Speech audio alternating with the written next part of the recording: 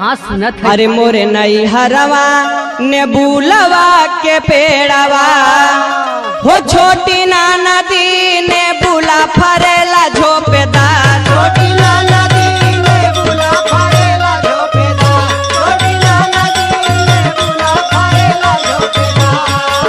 हो छोटी ना नदी छोटी ना नदी छोटी ना नदी छोटी ना नदी छोटी ना नदी ने बुला फरेला झोपेदार। छोटी ना नदी ने बुला फरेला झोपेदार। छोटी ना नदी ने बुला फरेला झोपेदार। और सुना हो सुनावा। अरे ने बुला तोरा ना गईली वही रे ने बुलबगिया। अच्छा अरे ने बुला तोरा न गईली वही रे ने बुलबगिया। हो छोटी ना नदी गाड़ी